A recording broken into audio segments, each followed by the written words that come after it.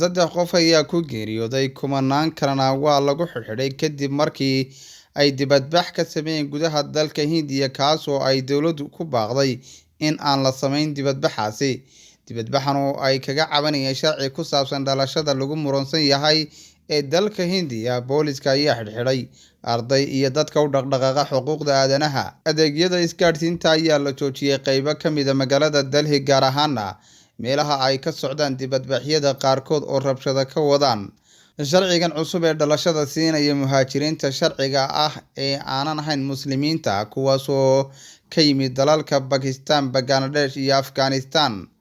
Dadka la xidhay waxaa ka mid ahaa Ramchandra Goha oo ah taariikhyahan caan ah kaas oo dalka Hindiya aad looga yaqaano, sidoo kalena ka mid ah mucaaradka. Sharcigan ayaa aad loogu kala qaybsan yahay gudaha dalka Hindiya. Dowladda federaalka ee uu hogaamiyo xisbiga JB ayaa sheegay in sharcigani uu dalka ka badbaadinayo waxyeello soo gaadha, balse dadka mucaaradsan ayaa sheegay inuu qayb ka yahay hindisaha dowladdu ay hoos ugu dhigayso in ka badan 20,000 oo ah muslimiinta ku nool dalka Hindiya. Madaxa booliska ee gobolka Uttar Pradesh ayaa codsaday inaanay samaynin dibadbaxyo, balse banaanbaxayaasha ayaa codsaday in gobolada Uttar Pradesh, Bangalore, Hyderabad iyo Patna, Mumbai, Delhi iyo magaalooyin kale in ururada bulshada rayidka ay asxaabta siyaasadda, ardayda iyo dadka caadiga ah ay baraha bulshada dadka ugu baaqaan in ay ka soo qayb galaan dibadbax ballaadhan.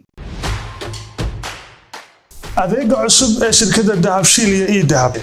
Haddaba macmil, adeegan cusub ee casriga ah waxa uu ku sahlayaa in adigoo jooga gurigaaga ama goobtaada shaqo aad lacag ugu xawishid asxaabtaada iyo ehelkaaga jooga daafaha dunida.